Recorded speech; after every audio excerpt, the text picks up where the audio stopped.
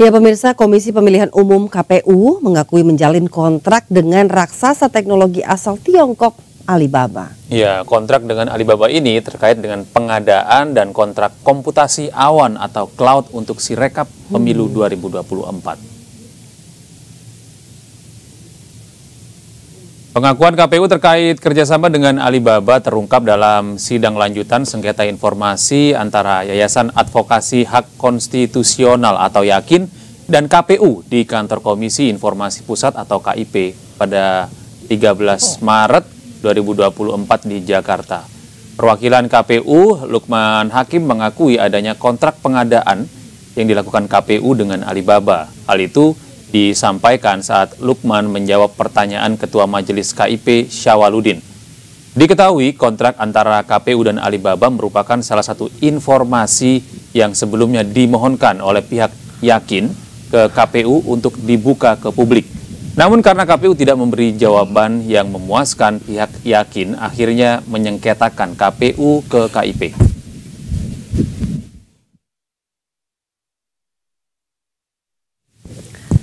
Dan untuk membahas mengenai pernyataan KPU terkait kerjasama pengadaan cloud Sirekap, sudah bergabung bersama kami pakar telematika Roy Suryo. Selamat pagi menjelang siang, Mas Roy.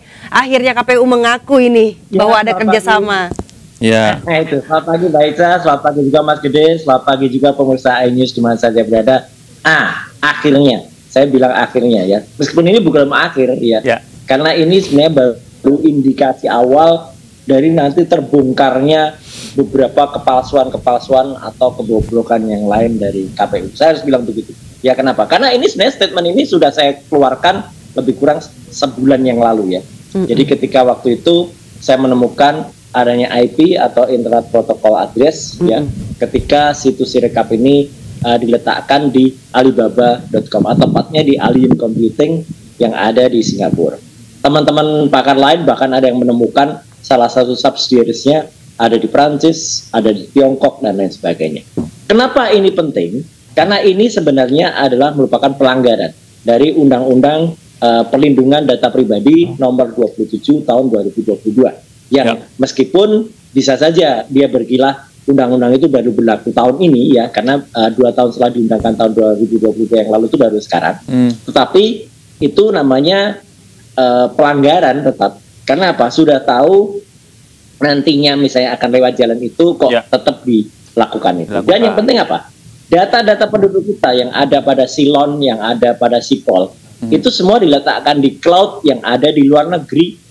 Jadi ini udah bocor semua datanya, udah nggak bocor halus lagi nih. Ini bocor besar atau banjir ini seperti berita tadi di Semarang sama Proda itu data kita udah diobral keluar. Tanggulnya jebol ya Mas ya.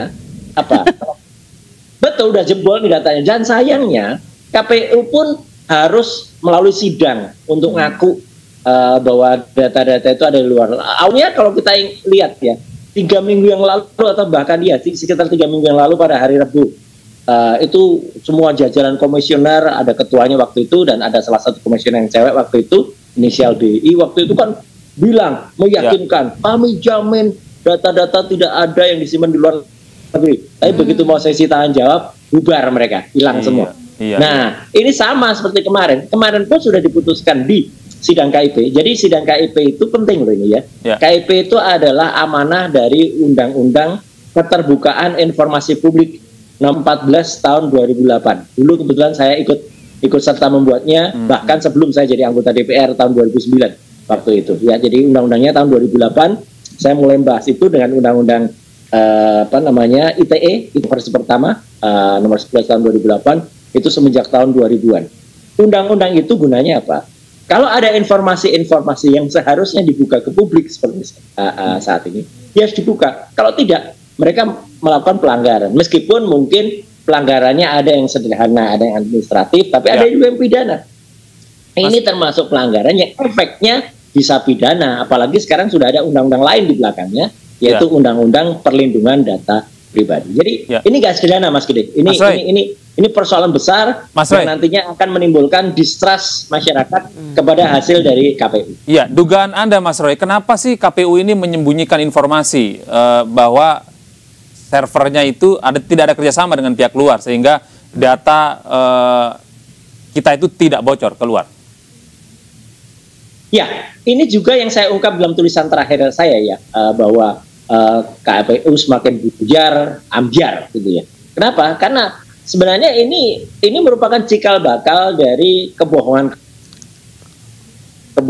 yang kecil yang nantinya akan menjadi kebohongan besar, dan itu akan membuat tadi saya bilang apa, distrust, ketidakpercayaan publik terhadap hasil dari KPU. Ini berbahaya. KPU itu membahayakan bukan hanya dirinya sendiri. Kalau membahayakan dirinya sendiri aja nggak apa-apa, membahayakan masyarakat dan membahayakan demokrasi kita. Semacam yang diteriakan 2 hari yang lalu oleh teman-teman Universitas Gadjah Mada yang saya juga ada tadi dalam itu. Ya, artinya apa? Artinya adalah bahwa hasil dari pemilu nanti itu sangat bisa, saya tidak menakut-nakuti, sangat bisa tidak dipercaya oleh masyarakat. Karena apa? Karena awal mereka meletakkan atau kerjasama sistemnya saja udah nggak benar. Awalnya padahal bagus banget loh. Awalnya ini tahun 2021 ada MOU antara KPU dengan salah satu kampus besar ternama di Bandung ya. Dan kemudian sekarang MOU itu setelah terungkap, kemudian udah banyak nih yang juga saya tulis barusan. Udah banyak nih protes internal sendiri, bahkan Ikatan Alumni ITB sendiri itu sudah mempertanyakan rektor agar rektor mengaku buka semua, ada apa di balik itu, karena mereka tidak rela. Saya yang bukan lulusan ITB saja itu tidak rela bahwa kampus besar Bandung yang menjadi kebanggaan Indonesia, dulu Bung Karno pernah kuliah di Technical Hooker School ke Bandung itu ya, ke ITB itu menjadi seolah-olah saya bilang seolah-olah terlibat dalam kasus. Padahal saya yakin itu nggak terlibat. Kenapa saya bilang terlibat? Kalau kita ikuti diskusi-diskusi di iNews, di Sindo, di MNC dan sebagainya, kan sering banget ada hal teknis, misalnya partai yang tiba-tiba ada yang partai tertentu yang melonjak besar, ada partai lain yang dikurangi suaranya, ada hilang Mas Gede dan juga Mbak Ica. Itu kan hal kayak gitu secara teknis itu nggak mungkin terjadi gitu loh. Itu nggak mungkin karena mesin itu is a machine. Machine is a machine. Dia hanya melakukan apa yang diperintahkan, meskipun dia pakai artificial intelligence gitu ya. Dia tidak mungkin berbuat curang kalau mesinnya. Tapi kalau ada orang, kalau ada oknum, nah ini yang kemudian terjadi. Nah, kenapa kemudian crucial cloud di Alibaba ini? Ini kan Mas Roy? Suaranya hilang, Mas Roy. Mas Roy. Aduh. Suaranya terputus-putus ini, Mas Roy. Hilang bahkan. Yang bisa kemudian digunakan untuk berbuat curang. Itu krusialnya, Mas, gitu. Dan mereka tuh sebenarnya kemarin di sidang yang ada di KIP itu meskipun ngaku, tapi mereka tuh nggak mau buka loh. Iya, gitu. Jadi gamblang begitu ya, Mas Roy ya. Mungkin ini terakhir, Mas Roy. Dengan adanya fakta yang disampaikan di persidangan bahwa memang ada kerjasama dengan server luar, dalam hal ini Alibaba, begitu ya. Atau Alibaba. Kemudian apa dampaknya terhadap pemilu kita di tahun 2024 ini, dan ketika nanti ada pemenangnya sudah secara legitimate ada begitu ya, apa nih dampaknya nih, Mas Roy?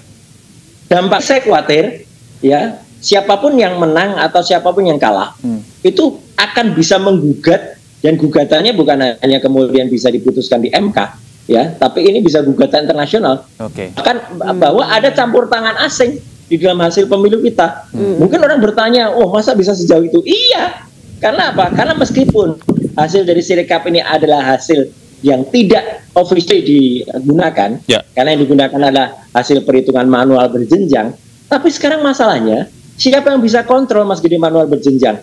Karena manual berjenjangnya itu tidak bisa kita monitor lebih dari 8 hari sekarang. Sudah mati 8 hari Sirekap ini. Kalau dulu kita bisa kontrol manual berjenjang itu sudah 65%, dan terakhir ketika ada ribut-ribut satu partai yang salah input itu, partai yang tiba-tiba angkanya naik itu, partai salah input ya. Kita nggak tahu lagi.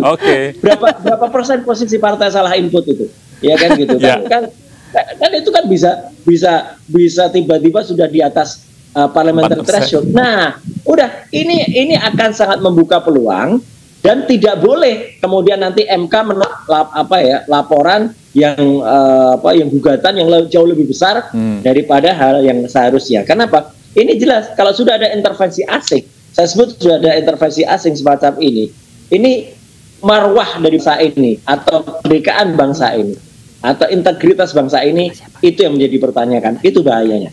Iya, dan yang tak kalah bahaya sepertinya Mas Roy, ini seakan-akan kita menjual data warga negara kita ke asing, itu yang paling bahaya ya Mas Roy ya? Itu yang paling bahaya, karena 202 juta rakyat Indonesia yang ada pada DPT, yang ada pada Silon, yang ada pada Sipol, terbukti tersimpan di cloud yang ada di Alibaba. Dan itu bisa dimanfaatkan ya Mas ya?